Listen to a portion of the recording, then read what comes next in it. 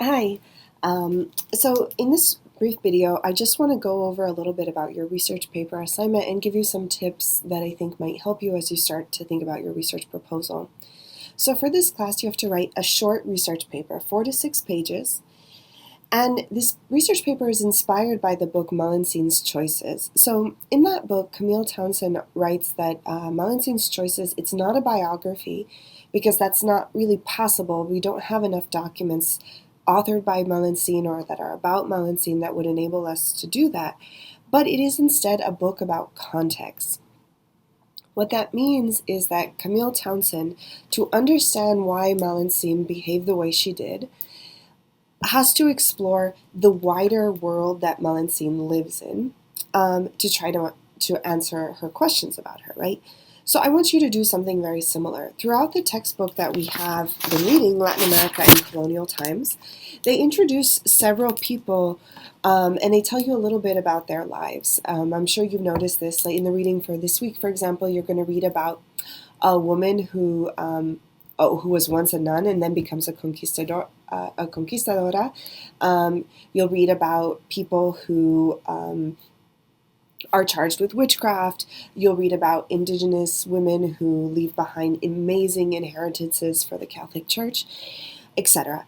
And so while you're reading those stories, I want you to be thinking a little bit about which of those stories interests you and piques your imagination. And then think about why. So, for example, in the case of the woman who becomes a conquistadora, maybe you're interested in why she would choose to do that, right? Or maybe you're interested in why a noble indigenous woman would leave so much money to the Catholic Church, etc. And so then I want you to try to answer that question using 3 primary sources. So, primary sources, remember, are authored by people from the era that we're studying. In this particular case, I want you to choose sources authored by people from the era that we're studying. Okay, so how to go about this? Where to even begin? First off, I want you to know, and I put this in a note in the assignment instructions, that I really don't want you to try to guess as to what somebody is feeling in this particular moment, right? I want you instead to focus on the historical forces and the structures that shape their decisions. So one way that we do that is by thinking about their position in society. And in the readings for this week and in the assignment, the PowerPoint I posted, we're going to talk a lot about and think a lot about how wealth, how class, how race, how ethnicity, how gender shape the ways in which people moved in the colonial world and limited people's movements in some ways. So I want you to be thinking about that too as you approach this paper. So, as I said, where to begin? You could start by rereading the opening intros for the chapters we've read to date and see which of the people mentioned interests you, and then try to find primary sources about those people. We know those people existed because they're in primary sources somewhere. You could do Google searches, etc. Or you could start by looking at some of the books that are on reserve or that I've listed in the assignment sheet on the page that says Getting Started Doing Research. Many of those books are actually ebooks, so you could look at those ebooks, you access them through the library page, and look at the table of contents and see which documents interest you, and then craft your paper around those documents. One of the big things that this assignment is going to measure is your ability to craft a question and then answer it using the primary sources. So I want you to get started today. Your research proposal is due on April 8th. I want you to get started today thinking about, okay, what's my question and can I answer it with these documents?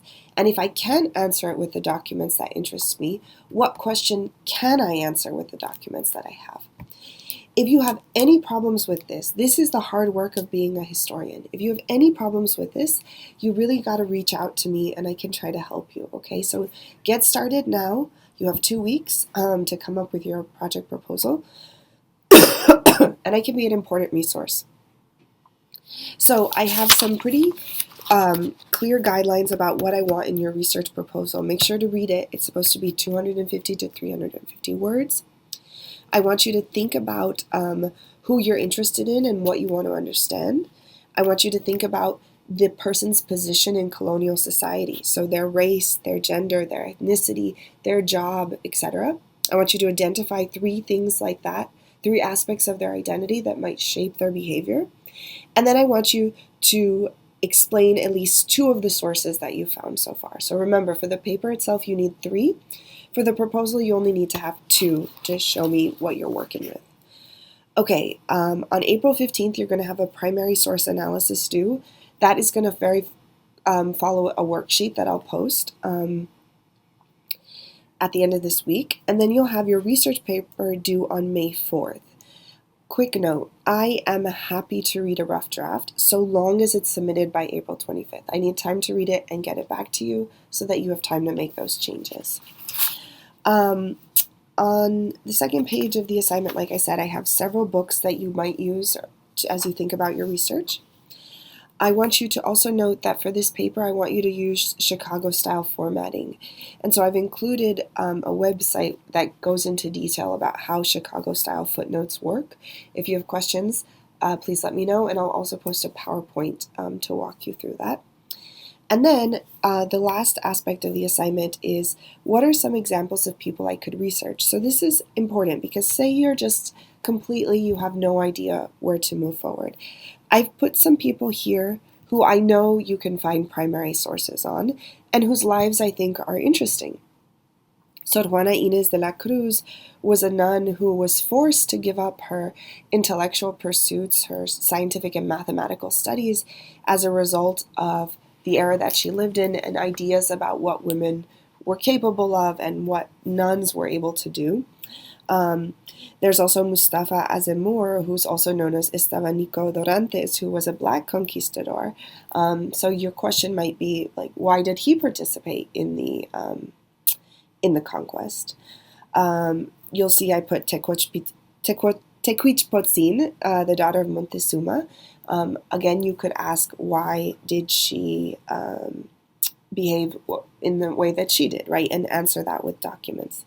So again, I want to strongly encourage you to go to the documents first and then come up with your question.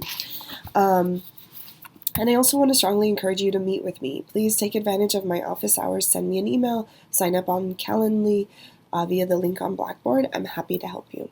All right, if you have any questions, let me know. Good luck, and I'm really looking forward to reading the projects that you come up with.